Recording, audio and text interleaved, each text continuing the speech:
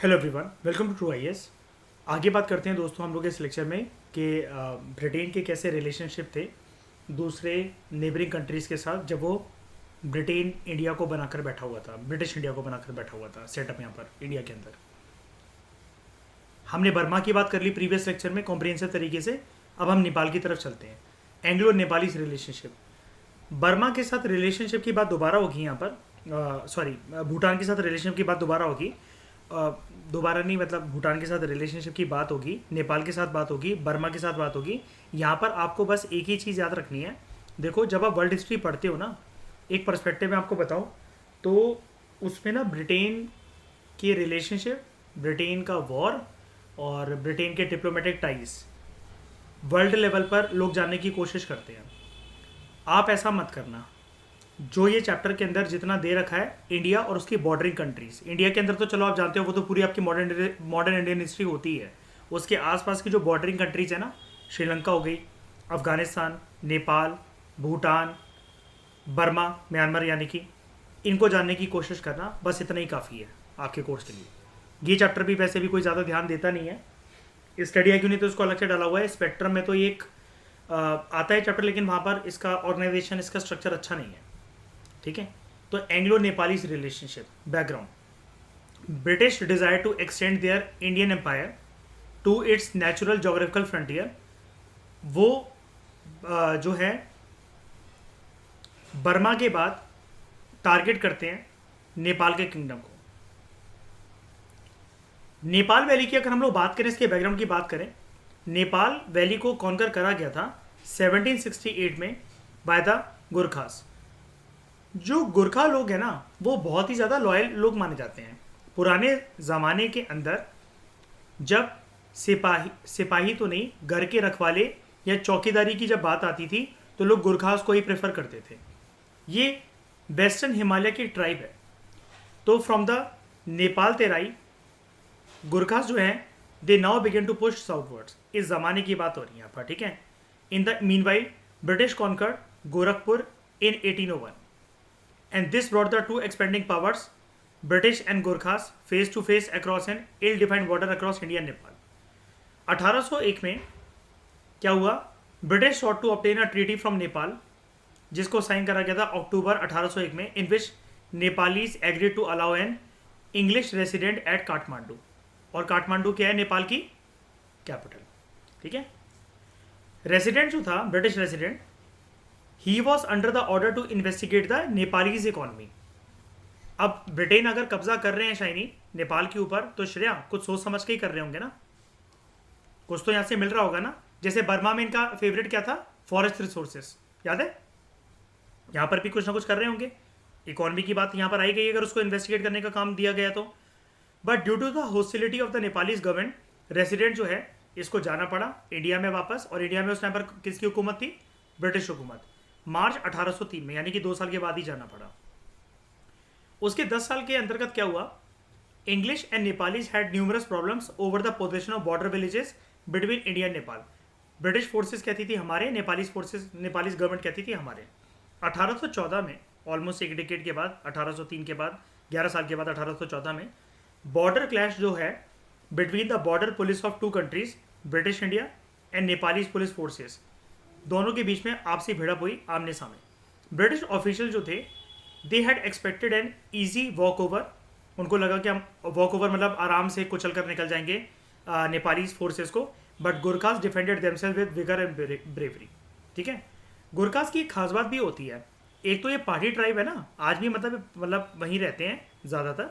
ये पहाड़ी ट्राइब है, इनका एक एडेड एडवांटेज था ब्रिटिशर्स के साथ लड़ने में। जल्दी बताओ, जल्दी बताओ। गुरखास, मैं आपको हिंट दे रहा हूँ, एक पहाड़ी ट्राइब है, इनका एक एडेड एडवांटेज भी था ब्रिटिश फोर्सेस के सामने। माउंटेन्स में लड़ सकते हैं वो तो शाइनी, ठीक है। पहाड़ों पे रहने वाले लोगों का स्टेमिना बहुत ज़्यादा होता है, ऑक्सीजन कैपेसिटी का ज़्यादा होती है उनकी, राइट? सांस फूलती नहीं है। ऊपर नीचे उतरने की आदत बचपन से ही होती है पहाड़ों से। ठीक है, तो क्या हुआ जब दोनों आमने सामने भिड़े? तो अप्रैल 1815 की बात है।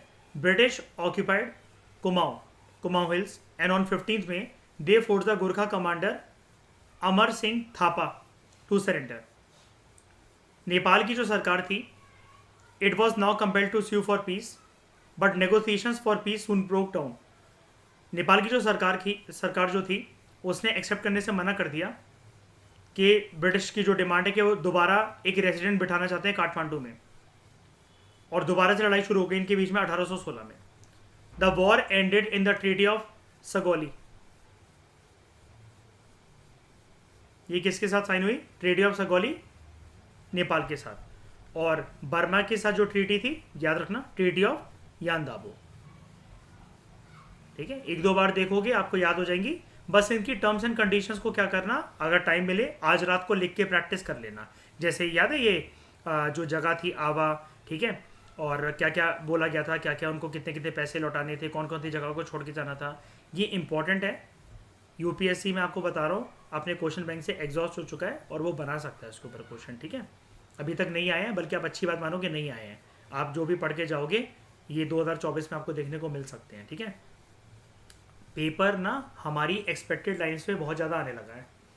अब बात यह है कि जो फैक्चुअल इन्फॉर्मेशन को बहुत अच्छे से जानता है, पेपर सिर्फ वही निकालेगा। पहले लोगों की कंप्लेंट क्या होती थी, यूपीएससी कुछ भी उठाकर पूछ रहा है। अब यूपीएससी कह रहे लो हम तो वही पूछ रहे हैं, बाहर से तो कोई क्वेश्चन डाल ही नहीं रहे हैं। लेकिन अब तुम बताओ कि तुम्हें अपनी नॉलेज पर कितना विश्वास है। हम एलिमिनेशन का स्कोप नहीं देंगे। तुम लोगों का रोना था कि रेगुलर सोर्सेज से क्वेश्चन पूछो, हमने उससे पूछना शुरू कर दिया है, लेकिन अब तुम्हें कुछ याद ही नहीं है। ठीक है, तो आप अपनी फैक्चुअल पावर के ऊपर बहुत ज़्यादा खेलना शुरू कर दो, उसको ब्रश अप करना शुरू कर दो। तो ट्रीटी ऑफ सगोली 1816, जैसे शनि आपकी एक आदत है ना, आप लक्ष्मीकांत तो वर्ड टू वर्ड याद करते हो, मतलब आपके लिए रट्टा नहीं होता है, क्योंकि आप कोशिश ये करते हो। आपने मुझे बताया था कि जीएस पेपर 2 में आप प्रिसाइज तरीके से आर्टिकल्स और अमेंडमेंट्स और सुप्रीम कोर्ट की जजमेंट्स को कोट करना चाहते हो, इस वजह से आप वो याद करते हो ना। मैं भी ऐसे ही करता हूँ, लक्ष्मीकांत को डिट्टो वर्ड टू वर्ड रट्टाफिकेशन के साथ याद करता हूँ मैं। वो मुझे पता है कि एनालिसिस में जब देने की बात आएगी तो मैं उसको वो दे लूँगा। अब ये अच्छी आदत है आपकी। क्यों? 2023 के पेपर ने ये चीज़ शो कर दी है कि जो इस आदत के साथ चल रहा है उसका प्रीलिम्स निकलना ईजी हो जाएगा। ठीक है, तो ट्रीटी ऑफ सगोली 1816 में साइन हुई।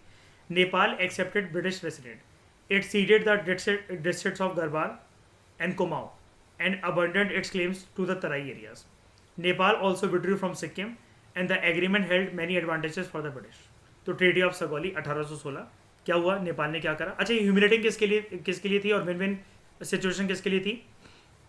नेपाल को एक्सेप्ट करना पड़ा ब्रिटिश रेसिडेंट को, उसको डिस्ट्रिक्ट देनी पड़ी गरवाल और कुमाऊं को, तराई एरिया को छोड़ना पड़ा, सिक्किम से वापस जाना पड़ा, और ब्रिटिशर्स के फेवर में। तो ऑब्वियसली बात है, विन विन सिचुएशन में कौन है इस ट्रीटी में? ब्रिटिशर्स। ह्यूमिलेटिंग किसके लिए? नेपालीज के लिए। ठीक है, तो treaty of Sugauli 1816। Nepal accepted a British resident in the country, अपने देश में, काठमांडू में, कैपिटल में। नेपाल को जो डिस्ट्रिक्ट थी गरवाल और कुमाऊं हिल्स वो देने पड़े and abandoned its claims to Terai. Nepal accepted to withdraw from Sikkim. अब एडवांटेज क्या हुआ इस ट्रीटी के ब्रिटिशर्स के लिए? British empire reach the Himalayas, Nepal तक पहुंच गया। Facilities to trade with the Central Asia. It acquired sites such as Shimla, Mussoorie and Nainital, and Gorkhas joined the British India army in large numbers. आपको पता है जब गर्मी बहुत ज़्यादा कभी कभार पड़ जाती थी तो ब्रिटिश जो वाइसरॉयस और गवर्नर जनरल थे वो इन जगह पर जाकर रहते थे, है ना। आप लोगों ने कभी नाम सुना है इस जगह का? मैक्लोडगंज, है ना, ठंडी जगह है ना ये सारी, मैक्लोडगंज, शिमला, मसूरी, नैनीताल। यहाँ पर इन सारी जगहों को अड्डा किसने बना रखा था? अपना गवर्नर जनरल्स ने और वाइसरॉयस ने। उनसे गर्मी बर्दाश्त नहीं होती थी ना, वो कहाँ से आए थे? वो यूरोपियन उससे आए थे, यूरोपियन कंट्रीज से आए थे, और यहाँ पर गर्मियाँ ठीक ही पड़ती है, इतना उनसे बर्दाश्त नहीं हो सका था। ओके, आगे एंग्लो भूटानीज रिलेशनशिप। अब भूटानीज कौन है? कौन सी कंट्री के लोग? भूटान के।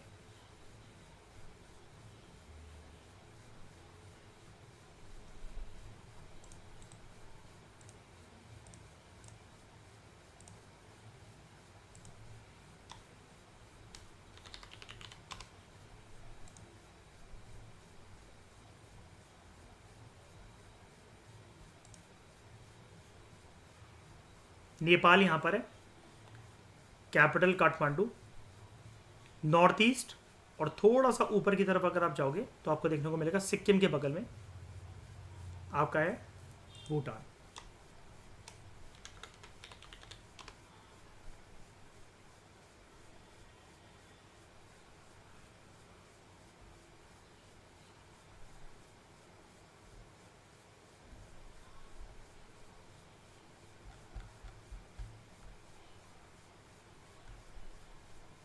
इसको ले लेते हैं।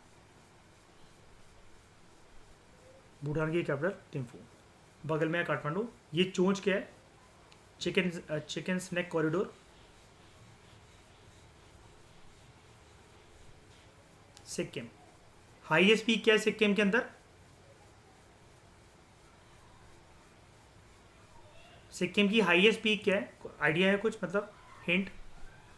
ये गैस, सॉरी मैं कह रहा हूँ हिंट, गैस करो। कंचनजंगा सिक्किम में है।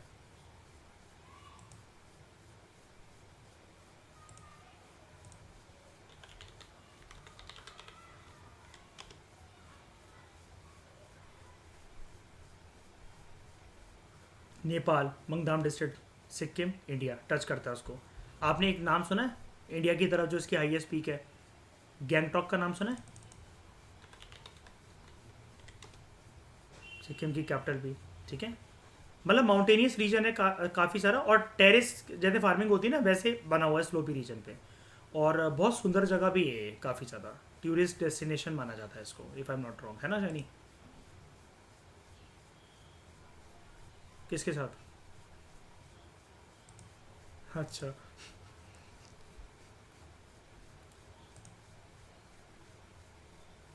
जैसे आपने बताया था मुझे एक बारी, हाँ हाँ। क्या पर आए हो यहाँ पर, है ना? और आप सोलो ट्रिप करने के शौकीन हो। भूटान, नेपाल, और नीचे आपका यहाँ पर क्या था? म्यांमार, ठीक है। तो एंग्लो भूटानीज रिलेशनशिप के बारे में पढ़ते हैं। Background, Warren Hastings, Lord Warren Hastings, याद रखना मैं आपको बता चुका हूँ। एक गवर्नर जनरल थे जिनका नाम था लॉर्ड हेस्टिंग्स, वो अलग होते हैं, वो बाद में आते हैं। वॉरेन हेस्टिंग्स अलग है। तो वॉरेन हेस्टिंग्स जो है, इन्होंने कोशिश करी कि फ्रेंडली रिलेशन स्टैब्लिश करे जाए भूटान के साथ after 1774, when Bhutan permitted Bengal to trade with Tibet through its territory. Relation जो है दे बिकेम अनसेटिस्फैक्ट्री आफ्टर 1815, काफ़ी सालों बाद। अंग्रेजी हुकूमत की नज़रें भारत की साइड से जो थी, it began to cast their eyes at the base of Bhutan hills containing many Duars और पासेस। मतलब जिससे इनका व्यापार ईजी हो सके। अंग्रेज़ों को ये लगा तो हम ना भूटानीज गवर्नमेंट से बार बार परमिशन क्यों लेते रहे, हम तो उस पर कब्जा करेंगे। अब ऐसा क्यों? क्योंकि भूटान जो है वो अपने आप में कैसी कंट्री है? एक माउंटेनियस रीजन वाली कंट्री है, राइट? तो वहाँ पर बड़े सारे पासेस हैं। पासेस आप जानते हो ना, पहाड़ों के बीच में जो रास्ते कटते हुए जाते हैं उसको पास कहते हैं हम लोग। This area would give Britishers a well defined border and T lands for the British planters. आपको पता है जैसे ही बंगाल की शुरुआत हो जाती है और नॉर्थ ईस्ट की शुरुआत हो जाती है तो चाय की खेती वहाँ पर बहुत अच्छी होती है। बताओ, बंगाल का वो एरिया, वेस्ट बंगाल का वो एरिया जहाँ पर चाय की खेती होती है और उस चाय को जीआई टैग मिल रखा है, जल्दी बताओ। दार्जिलिंग टी, ठीक है। तो एशले एडन ये भूटान गया 1863 में। He was a British envoy, बात करने गया as an ambassador. He mentioned the advantage of occupying Duars. 1841 में Lord Auckland annex Assam Duars and it brought the British into close contact with the mountain state of Bhutan. Relation जो है खराब होने लगे between British and Bhutan.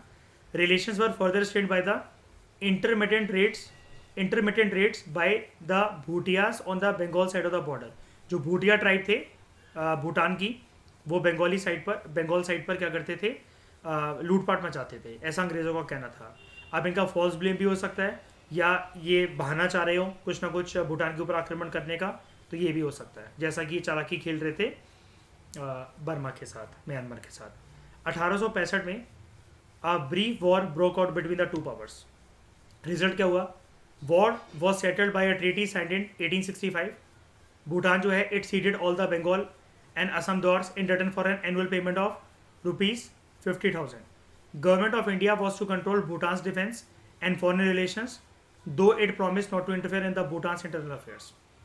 Bhutan war को हम लोग द्वार वॉर भी बोलते हैं because it was the war for mountain passes and this ended in the defeat of Bhutanese army. Treaty sign हुई थी, treaty of Sinchula. Treaty of Sinchula, treaty of Sugauli किसके साथ है? नेपाल के साथ। This treaty was signed in November 1865।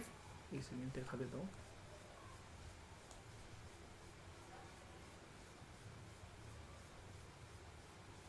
1865, Bhutan ceded all the Bengal and Assam dwars, and these dwars later became the field of rich T plantations of Assam, जहां पर कैसी farming होती थी?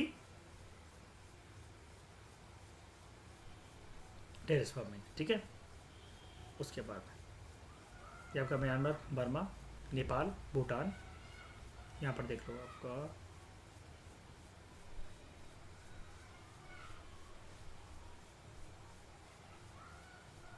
ओके, ये जैसा कि मैं आपको अभी गैंगटॉक बता रहा था ये, ठीक है।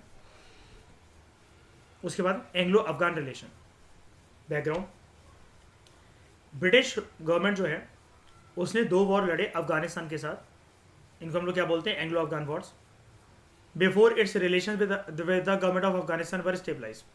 अफगानिस्तान जो है ये एक ऐसे क्रूशियल पोजीशन पर था जोग्राफिकली ब्रिटेन की नज़रों में कि जहाँ से सेंट्रल एशिया को एक्सेस कर सकते थे। तो it could serve as a advance post outside India's frontiers for checking Russia's potential military threat as well as for promoting British commercial interest in Central Asia. तो अगर अफगानिस्तान के साथ रिलेशन अच्छे हो जाते हैं या अफगान टेरिटरी के ऊपर कब्जा कर लेते हैं तो इनको लगा काफ़ी ज़्यादा चीज़ें सुधर सकती हैं। एक तो हम रशिया के थ्रेट को दूर कर सकते हैं, इन्वेजन को दूर कर सकते हैं, और सेंट्रल एशिया के साथ अपना व्यापार अच्छा कर सकते हैं। तो it could become a convenient buffer between the 2 hostile powers, Russia and Britain. अंग्रेजों की जो पॉलिसी थी अफगानिस्तान के प्रति, तो it entered an active phase in 1835 when the Whigs came to power in Britain. ये पार्टी का नाम है। विग्स सत्ता के जो लोग थे वो विग्स साइड के जो लोग थे, विंग के जो लोग थे, they came to power in Britain and Lord Palmerston became the foreign secretary. Afghanistan का उस टाइम पर रूलर था, नाम था इस बंदे का Dost Mohammad. Afghan politics had been unsettled since the early years of the 19th century. उथल पुथल यहाँ पर मची हुई थी। दोस्त मोहम्मद जो है उसने कोशिश करी थी अपने कार्यकाल में कुछ स्टेबिलिटी वो लेकर आए, पार्शियल तरीके से स्टेबिलिटी ला सका, but he was constantly threatened by internal and external enemies. North side में he face internal revolts, Afghanistan के नॉर्दर्न साइड की बात हो रही है, and the potential Russian danger. South में one of his brothers challenge his power at Kandahar, और कांधार में किसकी इंस्क्रिप्शन देखने को मिलती है हमें? एंशिएंट इंडियन हिस्ट्री के कौन से रूलर की? अशोका की। In the east Maharaja Ranjit Singh, कहां से? पंजाब से। He had occupied Peshawar and beyond Ranjit Singh ले इंग्लिश, यानी कि हर जगह से अफगानिस्तान घिरा हुआ है दुश्मनों से। दोस्त मोहम्मद जो है he was therefore in dire need of powerful friends, तो ये दुश्मनी नहीं बोलना चाहता था फालतू में। He desired some sort of alliance with the British government of India, और ब्रिटिश गवर्नमेंट भी चाहती थी ताकि रशिया को कंट्रोल करा जा सके, कहीं दोस्त मोहम्मद रशिया के साथ हाथ ना मिला ले।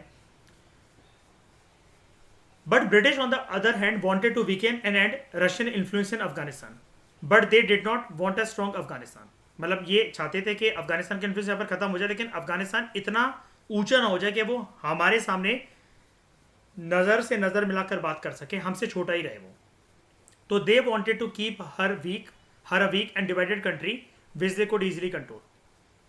दिस वॉज सो बिकॉज अंग्रेजों का जो मकसद था, ब्रिटिश हुकूमत का जो मकसद था, it was mainly to guard India against Russia, but also to penetrate Afghanistan and Central Asia.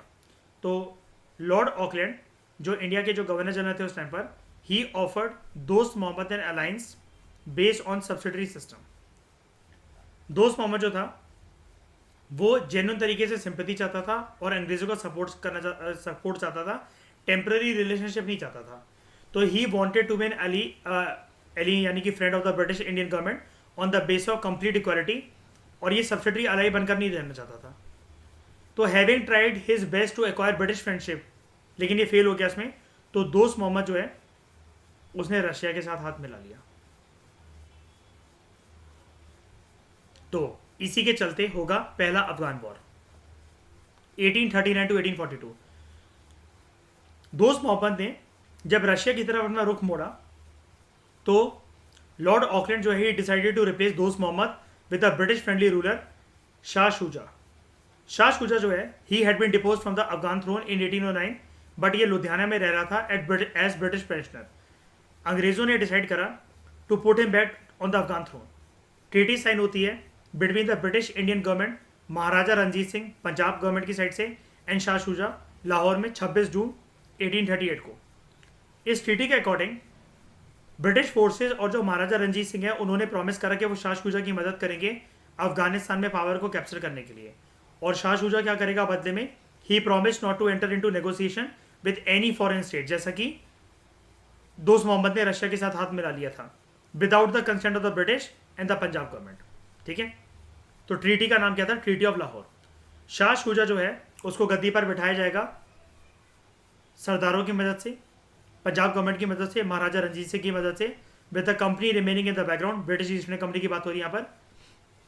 Jingling the money bag, यानी कि जिंगलिंग द मनी बैग का मतलब क्या है? सिक्कों की खनखनाहट हमेशा उनको सुनाई देती थी ब्रिटिश ईस्ट इंडिया कंपनी को, एक बार अगर अफगानिस्तान तक अगर उनको एक्सेस पीसफुल तरीके से मिल जाए तो। ठीक है, क्यों? सेंट्रल एशिया में पूरा का पूरा व्यापार आराम से हो सकता है। तो Shah Shuja conducted foreign affairs with the advice of Sikhs and British. Shah Shuja gave up his sovereign rights over the Sindh Amir in exchange for a large sum of money, and Shah Shuja recognized Sikh ruler Maharaja Ranjit Singh claim to Afghan territories on the Indus River bank. इस treaty के बाद, treaty of Lahore के बाद, British government जो है without giving any reason और excuse they decided to interfere in the internal affairs of Afghanistan and to commit aggression on Afghanistan. ये जो तीन एलीज थे, कौन? पंजाब गवर्नमेंट, ब्रिटिश हुकूमत और शाह शुजा। ठीक है, the three allies launched an attack on Afghanistan in February 1939। किसको खदेड़ फेंकना चाहते थे? दोस्त मोहम्मद को रिप्लेस करना चाहते थे, है ना। तो काबुल जो है वो अंग्रेजों के हवाले हो गया 7 अगस्त 1839 को, and Shah Shuja was immediately place on the throne, जैसा उससे वादा करा क्या था। ठीक है, लेकिन शाह शुजा की पॉपुलैरिटी इतनी अच्छी नहीं थी अफगानिस्तान में, इसको लोग पसंद नहीं करते थे। ठीक है, अफगानिस्तान के लोग इसको पसंद नहीं करते थे। Specially he had come back with the help of the foreign powers. इस चीज़ को भी मतलब अंग्रेज़ों ने और पंजाब गवर्नमेंट ने, महाराजा रंजीत सिंह ने जो साथ दिया था इसका, तो लोग जो थे वो ना ब्रिटिश फोर्सेस को लाइक करते थे ना महाराजा रंजीत सिंह को लाइक करते थे। तो उनको शाह शुजा भी पसंद नहीं था। लोगों को लगता था इसने गद्दारी करके दोस्त मोहम्मद को यहाँ पर हटाकर खुद सत्ता में बैठ गया। दोस्त मोहम्मद के खिलाफ कोई बगावत नहीं होती थी जनता की नज़रों में, लेकिन शाह शुजा के टाइम पर ऐसा होने लगा। ग्रेजुअली द पेट्रियोटिक अफगान्स, जो देशभक्त जो अफगान लोग थे, they began to rise up in anger, and Dost Mohammad and his supporters began to harass the British army of occupation. Dost Mohammad जिसको रिप्लेस करने की बात करी जा रही थी, तो कर भी दिया गया था। ही वॉज कैप्चर्ड इन नवंबर 1840 कि तुम बगावत कर रहे हो, अफगानिस्तान के लोगों को भड़का रहे हो, and send to India as a prisoner. Then suddenly on 2 November 1841 एक अपराइजिंग होती है काबुल में, and the study of Afghans fell upon the British forces. 11 दिसंबर 1841 को British were compelled to sign a treaty with the Afghan chiefs by which they agree to evacuate Afghanistan and restore Dost Mohammad. देख रहे हो, अभी तक सारे हर ट्रीटी में ये विन विन सिचुएशन में रहे हैं, लेकिन किसने इनको हरा दिया? अफगानिस्तान के पठान लोगों ने। ठीक है, इतना आसान नहीं होता अफगानिस्तान के लोगों से पंगा लेना। आपको मैंने कोल्ड वॉर के टॉपिक में एक चीज़ पढ़ाई थी, एक एनालिसिस दी थी, अगर आपको याद हो, जब मैंने आपको क्या नाम है उसका, कंटेम्प्रेरी वर्ल्ड पॉलिटिक्स, जो 12th क्लास की पॉलिटिक्स साइंस की बुक है, जब मैंने वहाँ से आपको कोल्ड वॉर का टॉपिक कराया था और यूएसएसआर का डिसइंटीग्रेशन करवाया था, मैंने आपको बताया था सबकी नज़र ऑलमोस्ट इतिहास में अफगानिस्तान के ऊपर शुरू से रही है, लेकिन अफगानिस्तान में कोई भी कभी कब्जा करके नहीं बैठ सका। मैंने आपको ये वाली बात श्रेया याद होगा करंट अफेयर में भी बताई थी। यूएसए भी देखो 10 साल तक वहाँ पर रहा आफ्टर 9/11 अटैक्स, लेकिन क्या पा लिया उसने? अल्टीमेटली विड्रॉ करना पड़ा ना। और स्टेबिलिटी या पीसफुल कंडीशन अफगानिस्तान के लिए सिर्फ और सिर्फ भ्रम है, सिर्फ और सिर्फ भ्रम है। ठीक है, तो as British forces withdrew, they were attacked by Afghans all along the way. Thus the entire Afghan adventure of the British ended in total failure. और इस चीज़ ने भी प्रूव करा डैट ब्रिटिशर्स के सबसे खतरनाक दुश्मन जो हो सकते हैं वो अफगानी लोग हो सकते हैं।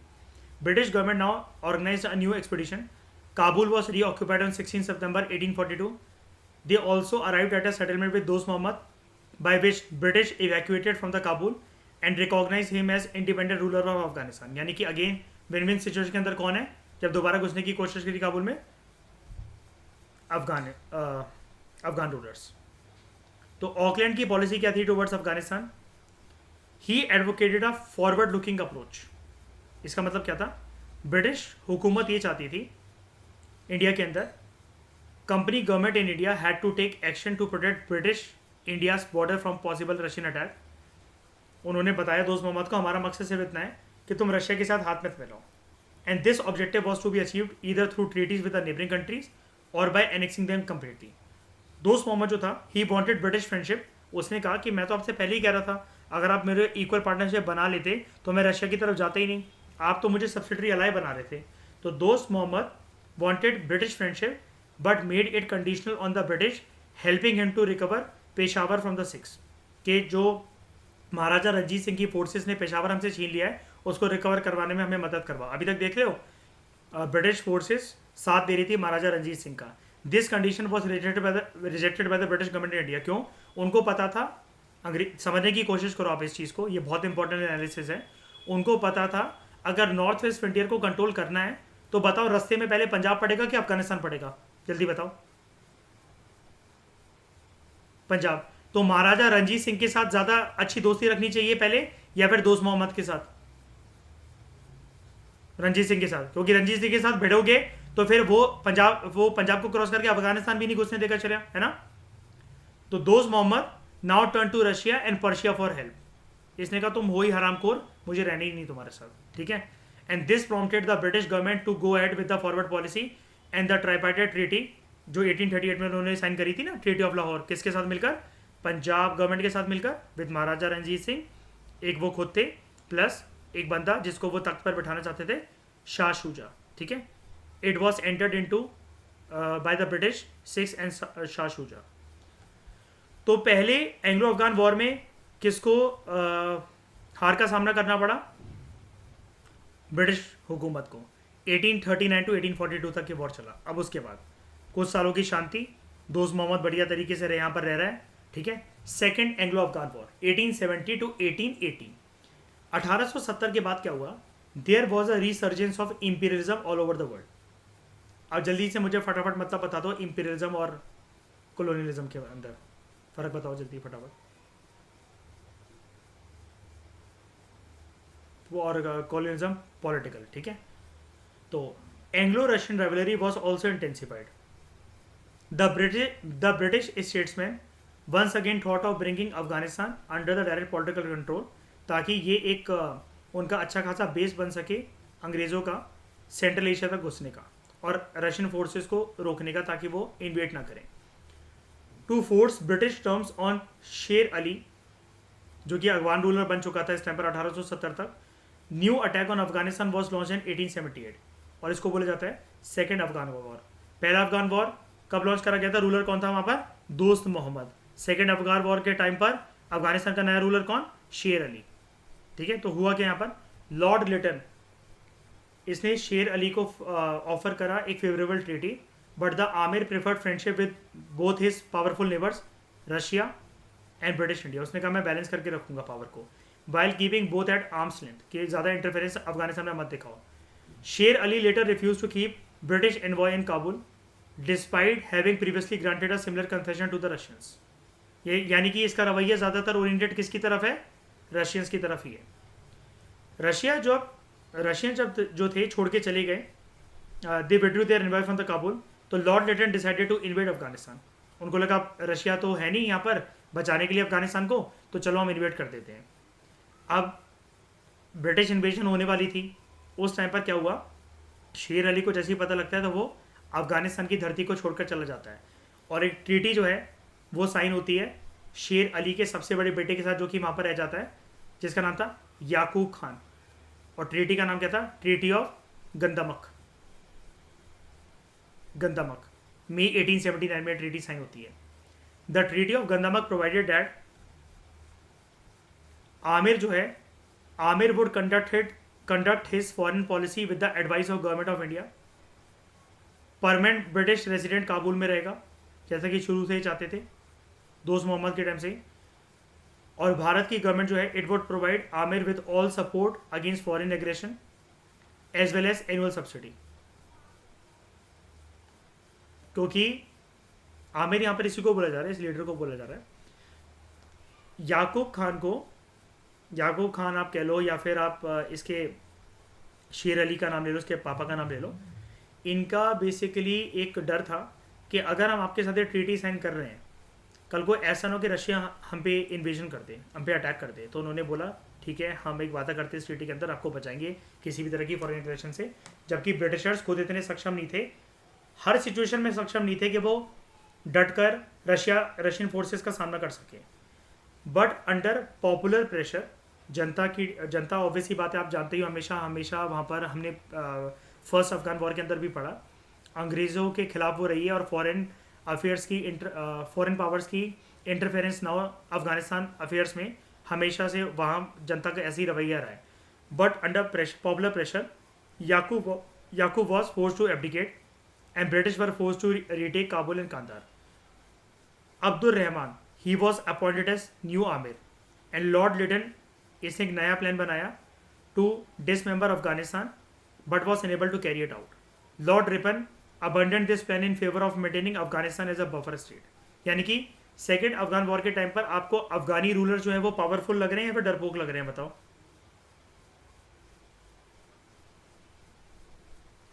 डरपोक। तो पहले विश्व युद्ध के बाद एंड रशियन रेवोल्यूशन के बाद जो कि 1917 में हुआ, Afghan demanded complete independence. Russian revolution आपको पता है ना श्रेया, याद है? दो रेवोल्यूशन हुए थे, 1917 वाला मेन माना जाता है, याद है? समर रेवोल्यूशन और विंटर रेवोल्यूशन, है ना? तो बताऊं अभी, Tamil Nadu class 10, first world war, second world war, Russian revolution, हाँ मेंशन था ना, दो रेवोल्यूशन मैंने बढ़ाए थे कि एक ये नवंबर वाला, एक ये मार्च वाला हुआ था, फिर एक नवंबर वाला हुआ था, अक्टूबर वाला, जहां पर वो पैलेस को जाकर सारे प्रीस्ट व्रीस्ट वो घेर लेते हैं उसको जाकर। हबीबुल्ला, ठीक है, हबीबुल्ला नाम आपने कहाँ सुना है वैसे? एंटरटेनमेंट में जॉनी लीवर चिढ़ जाता जब भी उसका नाम कोई गलत बोल देता, तो है ना? अक्षय कुमार जब भी उसका नाम गलत बोल देता है, कहता है मेरे वालिद साहब ने मेरा नाम बड़े प्यार से रखा था, है ना, तो मैं नहीं चाहता मेरा नाम कोई बिगाड़े। उसमें उसका नाम होता है हबीबुल्ला। तो Habibullah who succeeded Abdul Rahman in 1901, he was assassinated in 1919 and Amamullah, the new ruler, declared open war on British. When Afghanistan regained its independence in foreign affairs in 1921, peace was declared. यानी कि अफगानिस्तान को आज़ादी कब मिल गई थी? 1921 में, तभी जाकर ये पीसफुल सिचुएशन यहाँ पर रही। लेकिन लेकिन लेकिन आगे चलकर आप जानते हो कि अफगानिस्तान की हालात कैसी रही हैं, ठीक है, उसके हालात कैसे रहे। तो पीस वॉज डिक्लेयर, ठीक है। उसके बाद Anglo Tibetan relationship background. Tibet वैसे तो एक इंडिपेंडेंट टेरिटरी था, लेकिन बाद में किसने कब्जा कर लिया इसके ऊपर? चाइना ने। आज कौन क्लेम करता है कि उसकी ये इंटीग्रल टेरिटरी है? चाइना। यहाँ पर लीडर कौन था? दलाई लामा। ये टेरिटरी कैसी थी? बुद्धिस्ट मंक्स जो थे वो संभाल के रखते थे इस टेरिटरी को, है ना। बाद में चाइना की ऑक्यूपेशन के बाद क्या हुआ? चाइना के ऑक्यूपेशन के बाद क्या हुआ? दलाई लामा ने असाइलम लिया। कहाँ पर? इंडिया के अंदर। इंडिया में कौन सी जगह पर? हिमाचल प्रदेश में धर्मशाला। कैसा असाइलम था वो? श्रेया, पागलखाना था? पॉलिटिकल असाइलम, ठीक है। तो बोलो ना पॉलिटिकल असाइलम, मेंटल असाइलम नहीं था, ठीक है। तेरे नाम मूवी थोड़ी ना बनाने आया था। तो chief political authority in Tibet हमेशा से रही है दलाई लामा। मैंने आपको बुद्धिज्म जैनिज्म वाले चैप्टर के अंदर पूरा क्लियर करा था पूनम दरिया से। दलाई लामा सिर्फ एक अथॉरिटी का नाम होता है, किसी पर्सन का नाम नहीं होता है ना। टॉप मोस्ट अथॉरिटी को बोला जाता है दलाई लामा। तिब्बतन बुद्धिज्म का पार्ट है। अच्छे से याद है आप लोगों को? ये किसी पर्सन का नाम नहीं होता दलाई लामा। और याद है, मेरे को बताया था इनकी वो एक परंपरा चलती है, एक बॉल फेंकते हैं किसी डायरेक्शन की तरफ, उस गांव में वो जाती है, फिर वहां से एक बच्चा ढूंढ कर लाते हैं, फिर वो बनते हैं दलाई लामा। याद है इनकी परंपरा वो, ठीक है। Who claim to be the living incarnation of the power of the Buddha. और आपको पता है ना इनमें भी ये कंसेप्ट होता है फ्यूचर बुद्धा का, कि बुद्धा बर्थ लेने वाले हैं दोबारा दुनिया में। फ्यूचर बुद्धा कौन है जो आने वाले हैं? मैत्री। कहां मिलेंगे shiny?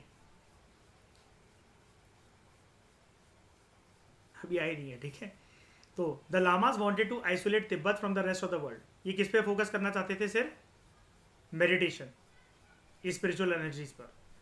However since the beginning of the 17th century Tibet had recognise the nominal suzerainty of the Chinese empire. छत्र छाया उनकी नहीं ली, लेकिन रिकॉग्नाइज करा कि हाँ चाइना को हम रिकॉग्नाइज करना चाहते हैं। ये इनसे गलती हो गई। गलती नहीं भी होती इनसे तो चाइना जो है वो वैसे ही कब्जा कर लेता। तिब्बत के साथ दिक्कत क्या थी? पीसफुल थे बेचारे, वहाँ पर पूरे का पूरा मंग कल्चर था, हथियार वगैरह वो जानते ही नहीं थे। तो British efforts to establish friendly and commercial relation with the Tibet, इसका कोई रिजल्ट नहीं रहा पास में। And a deadlock has been reached by the time of Lord Curzon's arrival in India. दोनों के दोनों जो ब्रिटेन और जो रशिया थे, ये अपना अच्छा खासा रिलेशनशिप तिब्बत रीजन के साथ बनाना चाहते थे, स्टैब्लिश करना चाहते थे।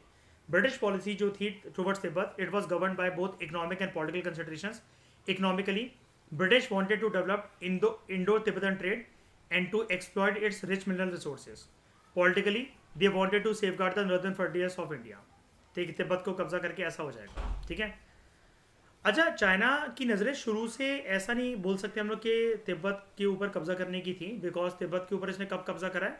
1960s में, पर्टिकुलरली 1961 1962 के आसपास, है ना, जब इंडिया और चाइना की लड़ाई होती है। तो British efforts to establish friendly and commercial relation with Tibet, it had not yielded any result in the past and a deadlock had been reached by the time of Curzon's arrival in India. ठीक है, मतलब दोनों के दोनों power जो है, Russia और Britain जो है वो उलझे हुए हैं, तिब्बत के ऊपर कंट्रोल करना चाह रहे हैं, वो इसको स्ट्रैटेजिक पॉइंट मान रहे हैं। ठीक है, तो अगर मैं आपको यहाँ पर दिखा दूँ,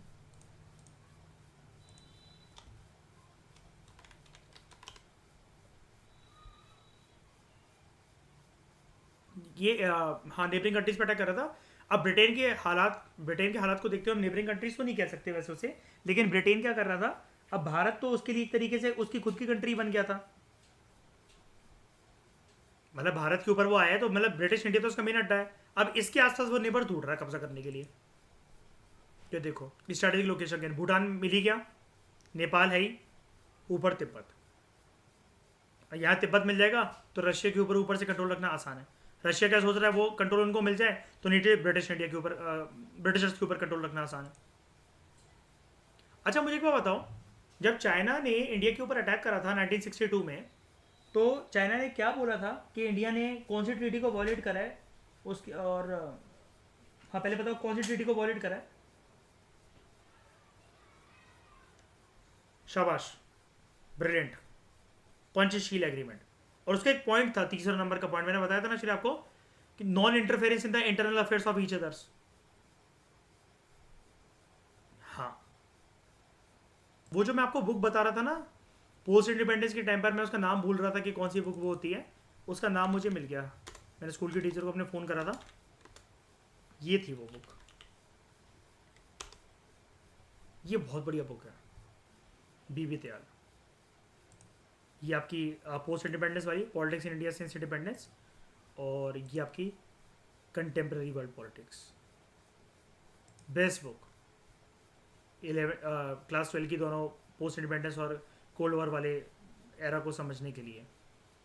मतलब ये एक तरीके से गाइडिंग बुक्स, मतलब गाइड्स की तरह हैं 12th की, लेकिन जिस तरीके से लिखी गई है तो आप ऐसा मान लो कि जैसे इकोनॉमिक्स की एनसीईआरटी ना पढ़ के हम लोग सीबी सचदेवा पढ़ते हैं ना, ऐसी पॉलिटिकल साइंस के लिए, सिर्फ 12th के लिए, पोस्ट इंडिपेंडेंस के लिए, पॉलिटिक्स इंडिया सिंस इंडिपेंडेंस यही नाम है एनसीईआरटी का भी, बीबी त्याल की ये वाली बुक, और ऊपर से फिर ये वाली बुक कंटेम्प्रेरी वर्ल्ड पॉलिटिक्स, जिसमें कोल्ड वॉर के बारे में गिवन है।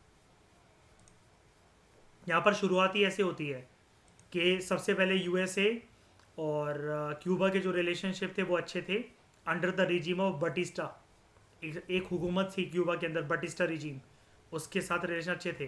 फिर जब फिदेल कैस्ट्रो आता है तब वो एली बन जाता है यूएसएसआर का, और तब जाके रिलेशनशिप ख़राब हो जाते हैं। बहुत अच्छा यहाँ पर सब कुछ दे रखा है। यूनाइटेड नेशंस का पुराना नाम league of Nations, league of Nations का भी एक पुराना नाम था, वो भी दे रखा है यहाँ पर। ठीक है, तो ब्रिटिश एक्सपीडिशन टू तिब्बत, इसको बोला जाता है, नाम देखो इसका, यंग हस्बैंड एक्सपीडिशन। ठीक है, the great game was going on between Britain and Russia for Tibet, and out of fear of growing Russian influence, reports of Russian arms coming into Tibet, Lord Curzon he felt threatened for the interests of the British Empire, कि मतलब Russia वाले कब्जा ना कर लें तिब्बत के ऊपर। Lord Curzon जो है, he sent a small Gorkha contingent under Colonel Younghusband, नाम था इस पर्सन का। ठीक है, यंग हस्बैंड, क्या सोच समझ के माँ बाप ने नाम रखा है शरीर का, देख रहे हो है ना, कितना प्लान करा होगा भाई इसका नाम रखने के लिए। भाई जीसस क्राइस्ट खुद आके बोले होंगे धरती पे, बस करो बस, कितना रुलाओगे यंग हस्बैंड बंदे का नाम है भाई, सोच के देखो, वो छोड़ो यंग रहेगा, हस्बैंड। ठीक है, on a mission to force the Tibetan to come to an agreement with the Britain. Tibetan जो है, they refuse to fight the army and offered non violent resistance. आपको पता है सारे के सारे मंग कल्चर था, मैंने आपको बता रखा है। तो colonel Younghusband he force his way into Lhasa, capital of Tibet, in 1904, and Dalai Lama fled. उस जमाने में जो दलाई लामा थे। ठीक है, क्या रिजल्ट हुआ? तिब्बत में हमेशा एक बात रही है, एक जोक करा जाता है इसके लिए, कि यहाँ पर जो भी दलाई लामा होते हैं, कोई हल्की सी भी एक पटाखा भी फूटता है तो वो छोड़ के चले जाते हैं तिब्बत को पूरे के पूरे। ठीक है, treaty of Lhasa 1904, colonel Younghusband जो है, उन्होंने इस ट्रीटी की टर्म्स एंड कंडीशंस बनाई, which was non negotiable on part of the Tibetans. यानी कि जो भी टर्म्स एंड कंडीशन लिखी जाएंगी वो ब्रिटिशर्स के द्वारा लिखी जाएंगी। उनको बनाने का काम किसका था? कर्नल यंग हस्बैंड का। ठीक है, और तिब्बतन्स जो थे वो कोई भी अपना पॉइंट नहीं रख सकते थे यहाँ पर। तो treaty provided at war indemnity, ठीक है, ये ब्रिटेन को मिलनी चाहिए, कितनी की? Of 75 lakh rupees at rate of 1 lakh per year. उसके बाद as the security for the payment of indemnities, Britishers जो हैं कि मतलब तुम ये पैसे दोगे हमें नहीं दोगे, तो हम 2 एरियाज तुम्हारे रख रहे हैं 75 सालों के लिए। एक Chumbi valley, the territory between Sikkim and Bhutan. ठीक है, इसको रख लिया, मतलब एरिया था काफ़ी बड़ा। तिब्बत जो है, it would accept the British version of the frontier of Sikkim. Trading post will be set up at Yatung, Gyantse and Gartok. Tibet would not give any concession to set up railways, roads, telegraphs in the province to any other European power except Britain, and Britain will dictate the terms of the Tibetan foreign policy। हम चलाएंगे तुम्हारी foreign policy को। बाद में on the request from the Secretary of State, ठीक है, the treaty was revised and indemnity amount was reduced to 25 lakh. पहले कितना था? 75 लाख, 75 लाख। चुंबी वैली जो है, ब्रिटिशर्स इसको छोड़ के चले गए, giving its control back to the Tibet in 1908, and there was a convention between Britain and Russia in 1907। इसको बोला जाता है एंग्लो रशियन एंटेंट। एंटेंट वर्ड मैंने आपको बताया था कोल्ड वॉर वाले चैप्टर से। एंटेंट का मतलब क्या होता है?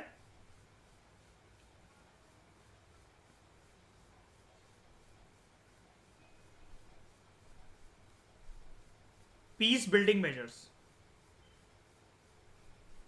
याद है श्रेया, वो मैं आपको अक्सर एक रिवॉर्ड बताता रहता हूँ, न्यूक्लियर डेटरेंस, न्यूक्लियर एंटेंट, है ना,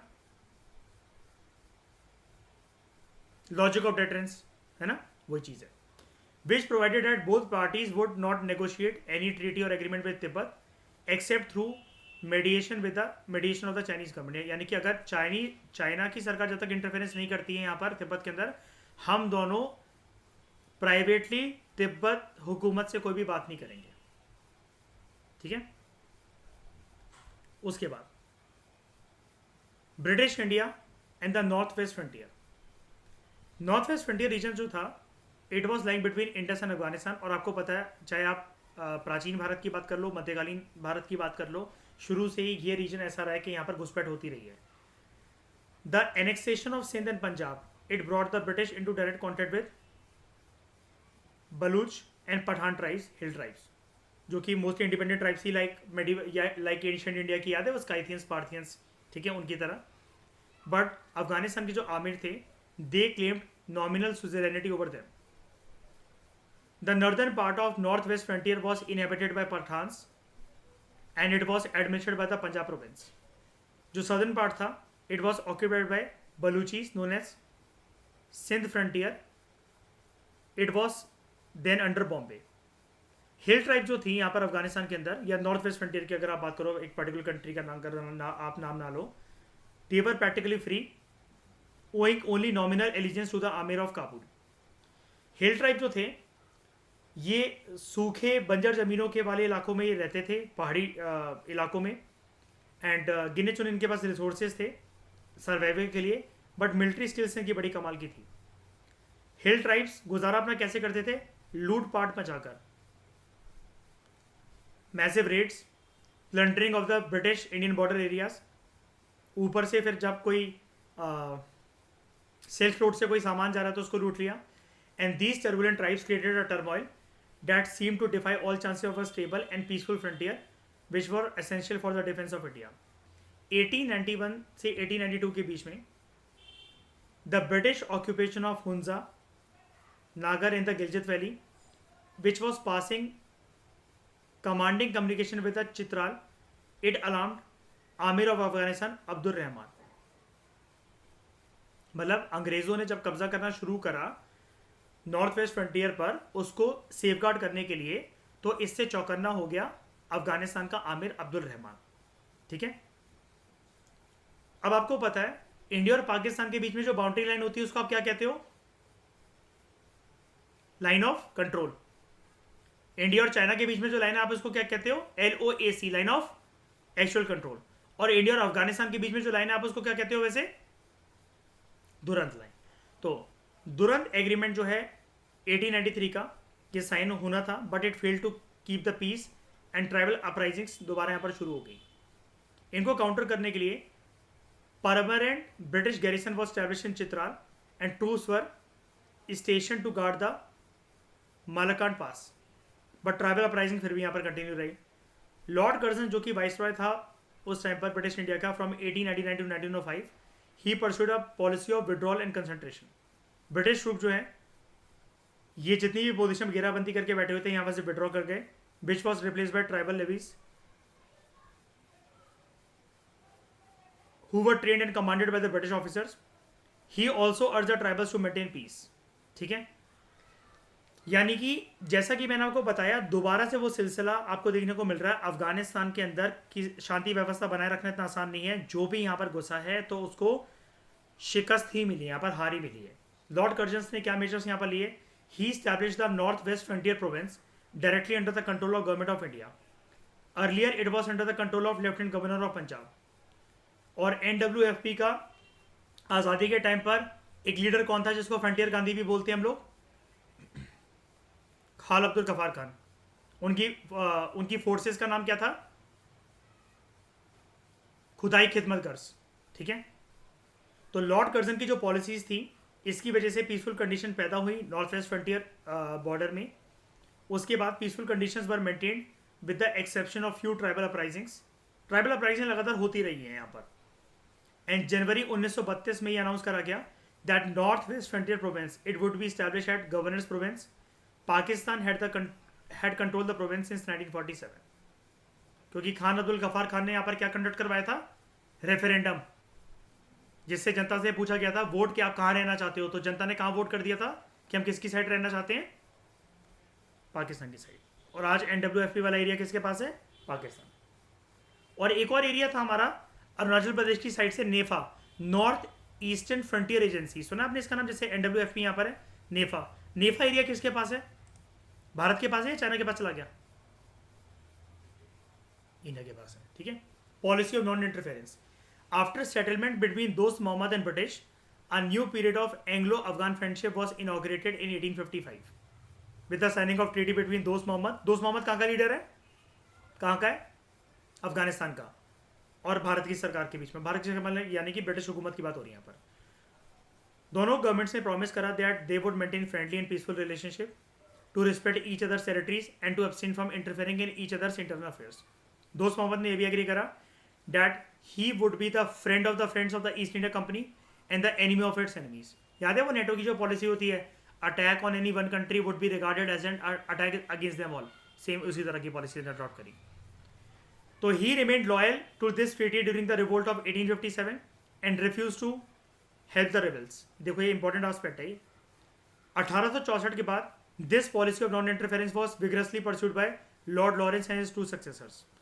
लॉरेंस की जो पॉलिसी थी, it was predicated on two conditions, that the border peace was not to be disturbed and no candidate in a civil war sought foreign assistance. Lord Lawrence ने ये कोशिश करी to cultivate friendship with Sher Ali as he establish himself on the throne Afghanistan के अंदर. तो अफगानिस्तान के साथ बाद में अंग्रेजों की पॉलिसीज कैसी रही है, पीसफुल और कोऑर्डिनेटेड अप्रोच वाली पॉलिसी रही है. ठीक है, तो छोटा सा चैप्टर था. इसका फर्स्ट हाफ नॉन टेक्निकल था, सेकंड हाफ थोड़ा सा टेक्निकल है, फैक्चुअल नेम्स हैं वहाँ पर काफ़ी ज़्यादा. आपके लिए नया पर्सपेक्टिव था इस चैप्टर के अंदर पूरा का पूरा, क्योंकि आप जर्नल एनसीईआरटी वगैरह में सब सुनते नहीं हो. तो इस डिस्कशन में दोस्तों फिलहाल इतना ही.